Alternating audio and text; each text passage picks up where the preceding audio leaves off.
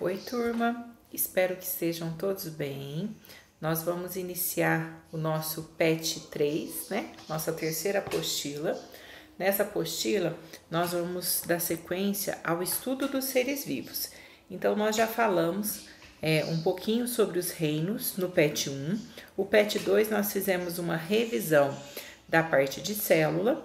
Falamos um pouquinho mais aprofundado de mitose e meiose, que são processos de divisão celular, que vai aparecer no decorrer da nossa matéria daqui para frente. E agora nós vamos falar sobre a classificação dos seres vivos. Nessa classificação dos seres vivos, nós vamos falar dos 5 reinos. Reino Monera, reino protista, reino fungi, reino vegetal e reino animal. Esse primeiro reino, que é o reino Monera, ele ainda é usado para efeito de estudo.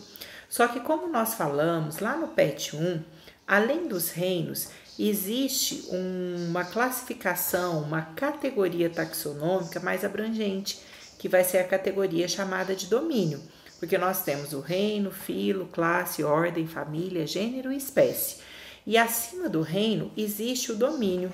Então, olha o que nós temos. Nós temos esses 3 domínios. O domínio bactéria, o domínio, alguns falam arcaia ou árquea, e o domínio eucariota, que é o domínio dos eucariontes. Então, nesse domínio que nós temos, olha,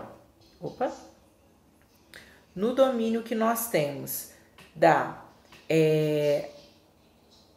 bactéria e o domínio da árquea, é onde nós vamos encontrar os seres procariontes, que são aqueles seres, como nós já dissemos também, que não tem a célula com o núcleo organizado. Então, eles possuem célula com o núcleo desorganizado, não tem aquela membrana carioteca para segurar o material genético. As bactérias, esse domínio bactéria, é onde nós encontramos as cianobactérias, que é a mesma coisa de algas azuis ou cianofícias, e é onde nós vamos encontrar as bactérias de um modo geral, que vai ser o nosso estudo que já nós vamos começar. No caso das árqueas são bactérias também, só que bactérias que vivem em regiões, a gente fala inóspitas, regiões onde não era para existir vida, com pH ácido, ambientes ácidos, ambientes com grande concentração de sal, pântano, pode viver dentro de alguns animais também, algumas árqueas. Então, por muito tempo, eles acreditaram que as bactérias e as árqueas eram muito semelhantes. Hoje em dia, com os estudos, as árqueas também são procariontes, como as bactérias, mas elas se aproximam muito dos eucariontes. Por isso que nessa árvore filogenética, primeiro tem a bactéria e depois nós colocamos a árquea, para depois vir o grupo dos eucariontes, que são seres que têm núcleo organizado. Bom, essa semana, então, nós vamos falar, não só essa semana, mas nas próximas semanas, nós vamos também detalhar um pouco sobre essas bactérias. Quais são as características das bactérias, as formas que ela tem, algumas doenças causadas por bactérias. Então, nós vamos começar nosso estudo dos seres vivos falando sobre as bactérias. Eu coloquei um pouquinho, algumas informações sobre as árqueas e depois, na sequência, nós já vamos falar sobre as bactérias. Então, só para relembrar, nós temos a célula eucariota ou eucarionte e nós temos a célula procariota ou procarionte. A principal diferença aqui que nós usamos para diferenciar, né, principal diferença usada entre as duas células, é que no caso da célula eucarionte, ela vai apresentar o núcleo organizado, que é essa bolinha do núcleo certinho. Tem a membrana nuclear chamada de carioteca que vai segurar o material genético. E depois nós temos os procariontes. O procarionte, ele tem o quê? O material genético solto, disperso no citoplasma. Então, não tem a carioteca, que é a membrana nuclear, que vai segurar esse material genético. Então, eucarionte possui núcleo organizado, procarionte não possui núcleo organizado. Tem o DNA, mas o DNA vai ficar disperso no citoplasma. Aqui, olha, um outro desenho, uma representação de um ser procarionte. Aqui nós temos a representação de uma bactéria. Então, a bactéria, ela vai apresentar a parede celular. A parede celular da bactéria, ela vai ser formada de peptidoglicano, que é um componente formado de carboidrato, glicano, né, vem de glicose, de açúcar, é um tipo de carboidrato, e peptídeo, peptídeo vem de proteína, então é uma substância de natureza proteica. Então, essa parede celular da bactéria vai ser formada de peptidoglicano. Aí, o que nós temos? Além dessa parede celular, ela vai apresentar a membrana plasmática. Todas as células, procariontes, eucariontes, qualquer tipo de célula vai apresentar a membrana plasmática. A parede celular não. Parede celular tem na célula vegetal, tem nas bactérias, tem nos fungos. Protozoário, animal, não tem parede celular. Agora, a membrana plasmática, que vai controlar a entrada e saída de substâncias na célula, tem em todas as células. Aqui, olha, uma outra estrutura que vai aparecer. O ribossomo, que é a organela presente tanto na célula eucarionte quanto na procarionte. Lembrando que o ribossomo é a organela responsável pela produção de proteínas. Aqui nós temos também o mesossomo, é como se fosse uma invaginação, uma entrada, ó, tá vendo que a membrana ela vai entrar dentro da célula.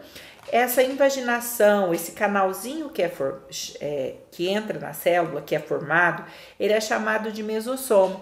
Esse mesossomo vai ajudar na respiração da célula, a fazer a troca gasosa, difusão, né, que vai do mais para o menos concentrado.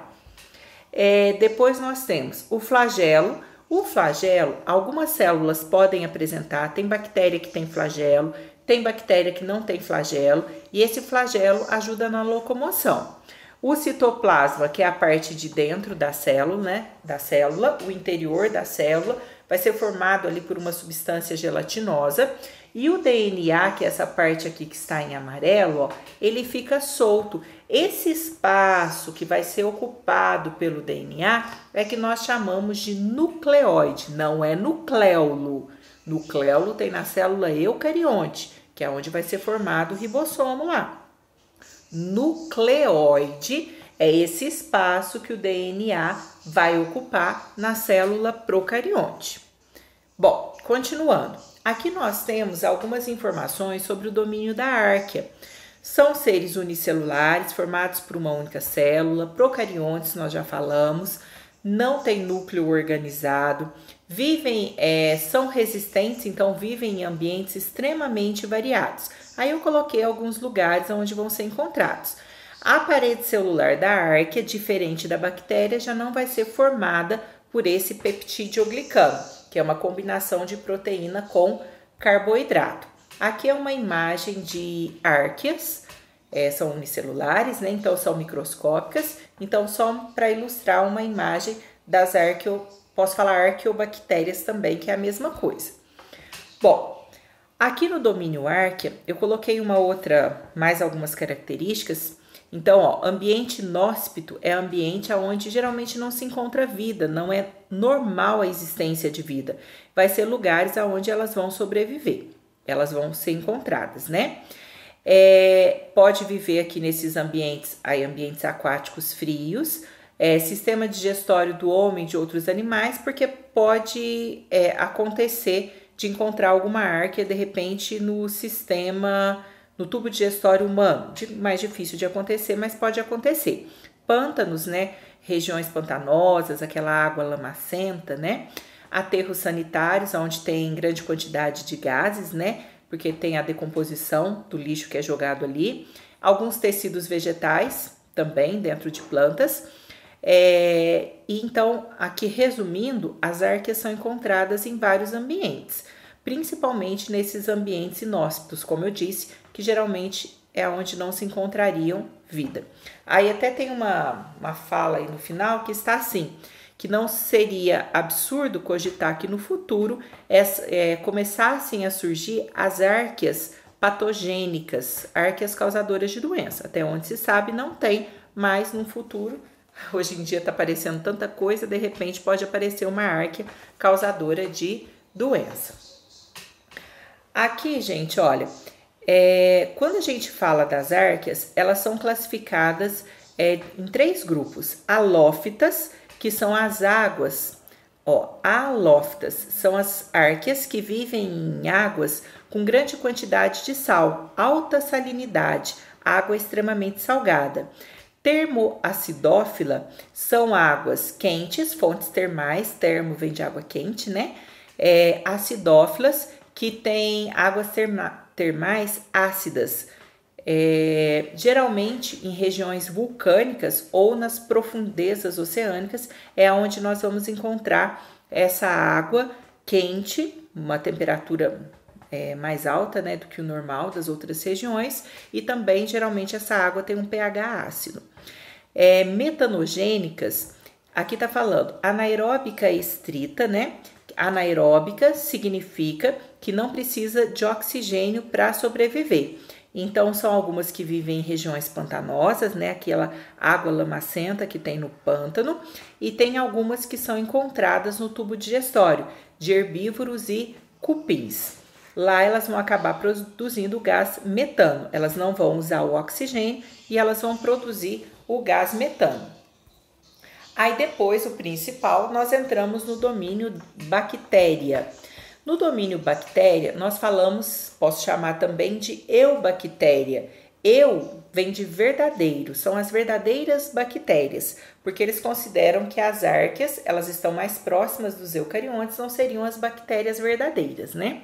Então, eubactéria são as bactérias verdadeiras. Além de bactérias, aqui nós temos as cianobactérias. Lembra que cianobactérias, mesma coisa de algas azuis, ou eu posso chamar também de cianofícia. Tanto bactérias quanto cianobactérias são encontradas em ambientes variados. Então, existe bactéria na água, tem bactéria no solo, tem bactérias que são decompositoras, bactérias que fazem bem, bactérias que causam doença, né? Cianobactéria, que são algas, as cianobactérias, que são as algas azuis, tem no mar, tem no oceano, algumas são encontradas em associação com plantas, com fungos, né? Então, o ambiente onde elas são encontradas é o ambiente variado. Agora, a bactéria. Então, o habitat, o ambiente, né, o endereço, vamos dizer assim, dessas bactérias é variado. Existem bactérias causadoras de doenças. Eu coloquei o exemplo entre parênteses, o nome científico, Vibrio cholerae, que é a bactéria causadora da cólera. Tem bactérias que causam tuberculose, bactéria que causa hanseníase, popularmente chamada de lepra, várias outras doenças. Bactérias úteis ao homem, como lactobacilo. Lactobacilo é aquela bactéria que está presente no leite, né? Danone, Yakult. Então, ela faz a fermentação láctica, a fermentação do leite para a produção dos derivados do leite. As bactérias, elas podem ser heterótrofas ou autótrofas. Bactérias heterótrofas. Heterótrofas não produzem seu próprio alimento. A maioria da bactéria não vai produzir o seu próprio alimento e vai retirar do ambiente. Existe um pequeno grupo de bactéria que vai ser autótrofa, capaz de produzir o seu próprio alimento. Só que no caso dessas bactérias que são autótrofas, elas não vão realizar o processo de fotossíntese.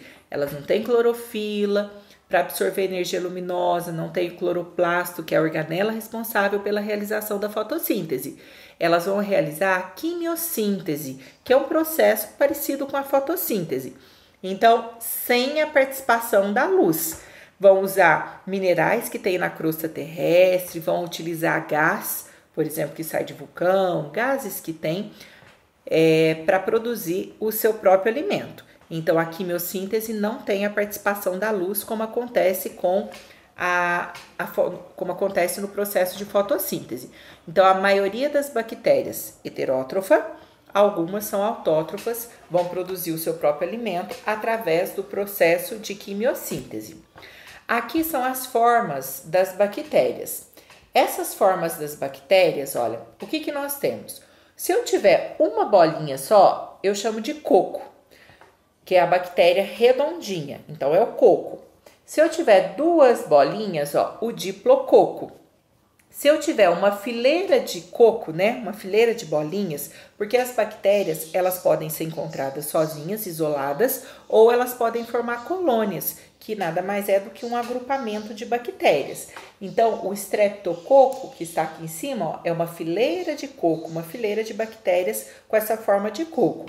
O estafilococo, que está aqui, ó, esse estafilococo são várias bactérias, né, com a forma de coco, que é a forma arredondada, lembrando um cacho. Aqui tétrade, o nome já fala, 4 bactérias. Sarcina, aqui embaixo, nós já temos 8 bactérias juntas, geralmente número de 8. O bacilo que está aqui, se tiver uma bactéria só com a forma de bacilo, é a forma de bastão. Esse streptobacilo são bacilos enfileirados, então uma fileira de bacilos. Pode ser flagelado, então pode apresentar o flagelo, que vai ajudar na locomoção. O esporo é quando essa bactéria, ela cria uma capa protetora em volta para sobreviver às adversidades que existem no ambiente.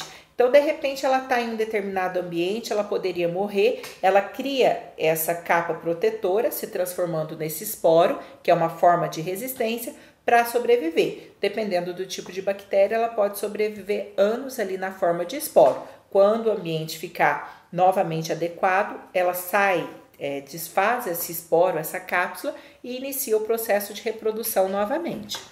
Aqui nós temos o vibrião. Dizem que o vibrião lembra a forma de uma vírgula. Não parece de verdade uma vírgula não, mas vibrião vem de vírgula. A bactéria que eu citei agora mesmo, Vibrio cholerae, que é a que causa a cólera, é uma bactéria que tem o formato de vibrião. O espirilo, dizem que lembra uma espiral, ele tem aqui, ó, os flagelos que vão ajudar na locomoção também. E por último, aqui embaixo, ó, nós temos a espiroqueta. A espiroqueta também tem uma forma de espiral, só que ao invés de ter o flagelo para ajudar na locomoção, a bactéria espiroqueta ela vai contraindo o citoplasma para ela poder se deslocar. Então, essas são as principais formas das bactérias. Lembrando que as bactérias, então, elas podem ficar isoladas, por exemplo, um coco, ou podem formar colônias. Por exemplo, uma fileira de bactérias, streptococo, quando elas formam ali uma colônia, parecendo um cacho, né, de bactérias, estafilococos, e assim por diante. Aqui é uma estrutura básica da bactéria, que nós já falamos lá atrás, de um procarionte. Então, ela apresenta, como nós já falamos, a parede celular, essa parede celular formada de peptídeo glicano, combinação de carboidrato com proteína. A membrana plasmática, que está presente em todas as células, que vai controlar a entrada e saída de substâncias. O citoplasma, que é a parte de dentro. O ribossomo, que é a organela responsável pela produção de proteínas, é a única organela presente na célula procarionte. O nucleoide, que é essa região onde fica o DNA solto. Então, é o plasmídio que apareceu aqui. Plasmídio são moléculas circulares de DNA que são encontradas no citoplasma da bactéria, tá? Então, plasmídio é o DNA, mas são moléculas circulares que também vão estar espalhadas pelo citoplasma. E o flagelo que vai ajudar na locomoção. A bactéria pode ou não apresentar esse flagelo. Aqui nós temos um outro desenho. Nessa estrutura, olha, apareceu. O que nós temos? Opa, o que nós temos aqui, ó? A fímbria que nós não falamos. Alguns dizem que essa fímbria está relacionada à locomoção. Ela não está relacionada à locomoção. Essa fímbria, ela vai ajudar depois no processo de reprodução da parede celular, tá? Na reprodução da bactéria, da parede celular não. A fímbria vai ajudar na reprodução da bactéria. A parede celular. A parede celular da bactéria, como nós já falamos, ela vai ser formada de peptídeo glicano, vai proteger a célula. Como essa parede celular, ela vai ficar externa à membrana plasmática, do lado de fora da membrana plasmática, ela vai proteger a célula, vai sustentar essa bactéria, mantém a forma ali da bactéria. Ela é permeável, né? Permite a entrada de substâncias. tem que permitir a entrada de substâncias na célula, na bactéria, para que a bactéria possa fazer as trocas com o ambiente. Aí eu coloquei uma informação aqui embaixo que existem algumas bactérias que são chamadas de micoplasmas. Micoplasmas são algumas bactérias que não apresentam parede celular, mas isso é uma exceção. A maioria apresenta parede celular formada de peptidoglicano. E uma outra classificação que nós temos é quando eles vão observar as bactérias, eles usam um método de coloração que vem do cientista que fez, né? O nome vem do cientista que fez esse processo. Então, de acordo com a coloração que a bactéria adquire para ajudar na visualização dela no microscópio, ela pode ficar com a cor roxa ou vermelha, né? E pode ficar com a cor azul. Então, o que nós temos aqui? Olha, as bactérias, então, gram-positivas e as bactérias gram-negativas. A primeira que eu coloquei para vocês, que está de roxa, é a bactéria, pode aparecer roxo ou azul, tá? Esse roxo ou azul é a bactéria gram-positiva. Qual que é a diferença principal aqui das duas? Quando a bactéria é gram-positiva, ela vai ter uma camada grossa de peptidoglicanos. Tá vendo essa parte roxa aqui? Pode ser roxo ou azul.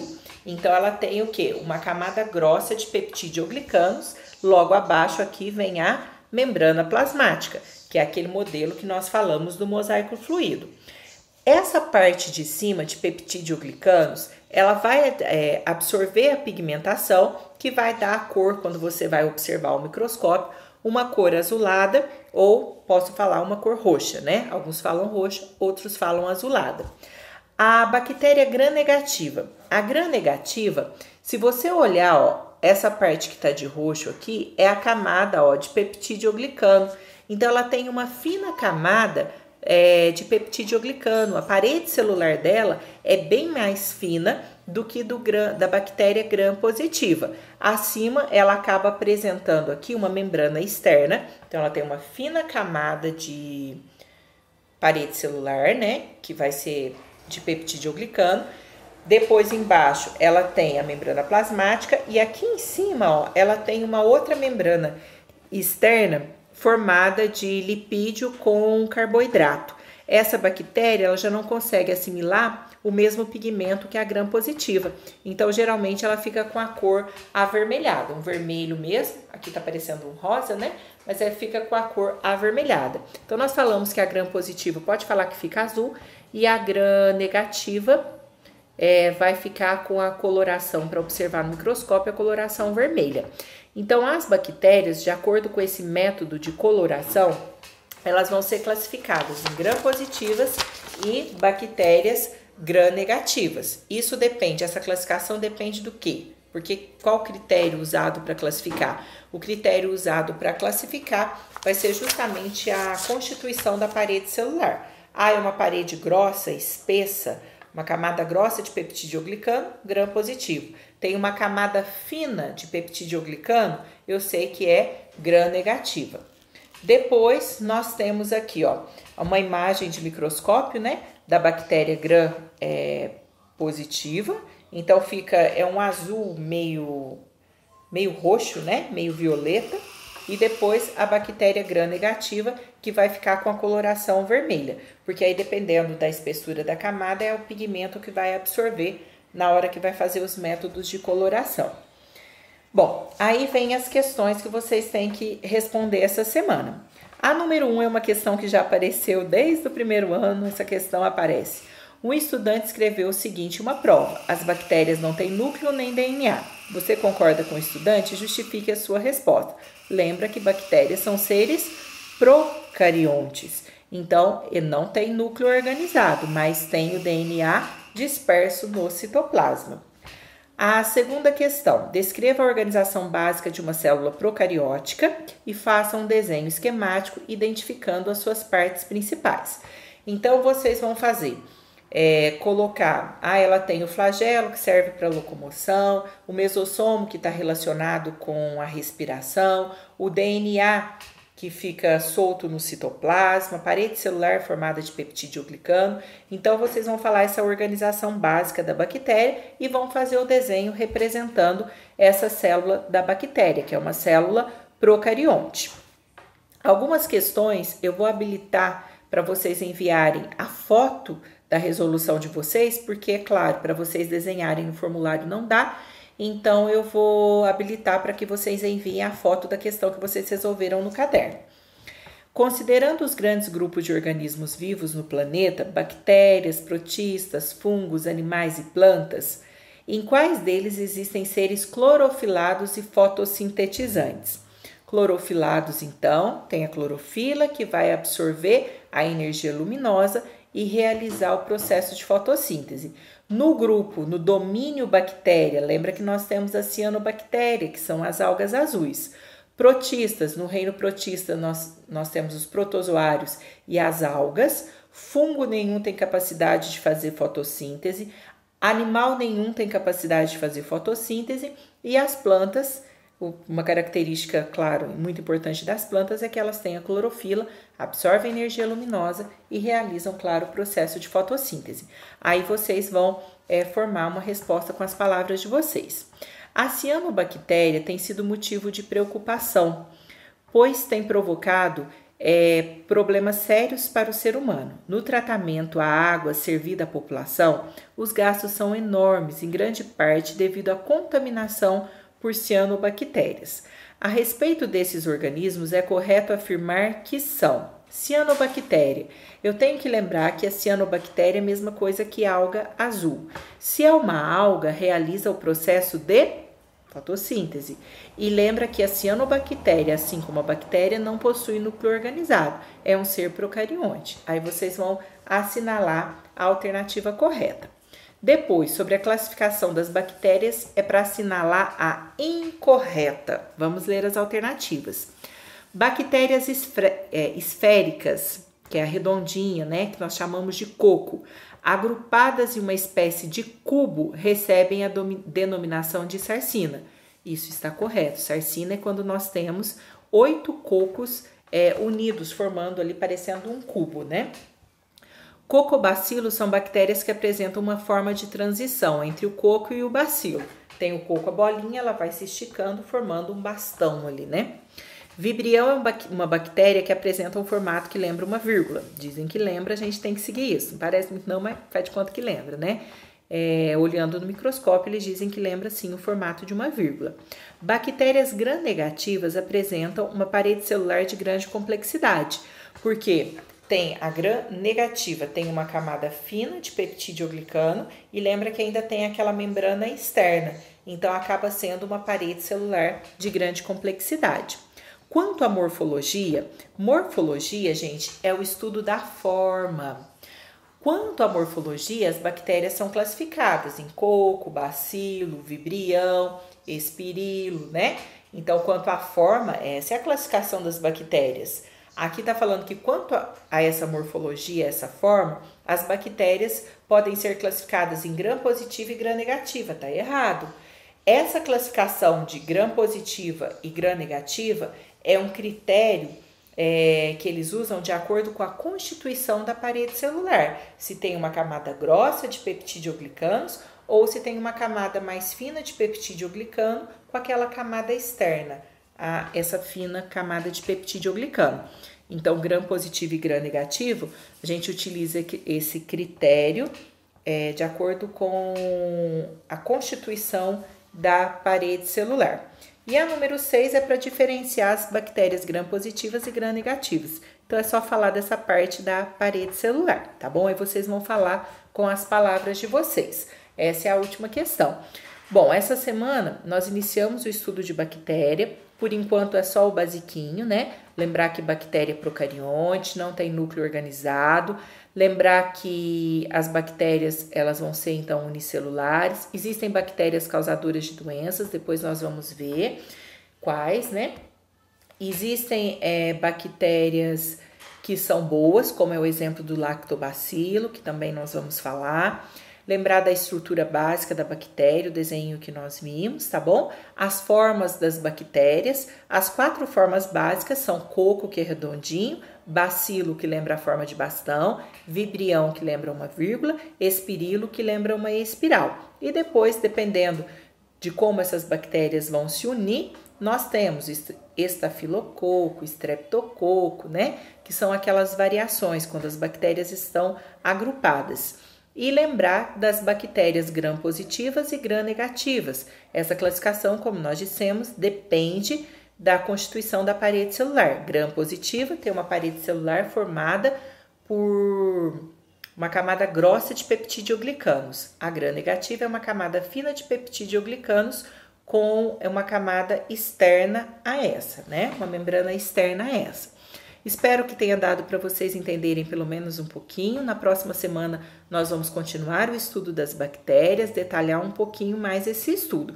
Vou enviar o formulário para vocês e, como eu disse, vou habilitar em algumas respostas para que vocês possam enviar foto do que vocês fizeram, que fica mais fácil para vocês poderem enviar, tá bom? Fiquem com Deus e até a próxima explicação.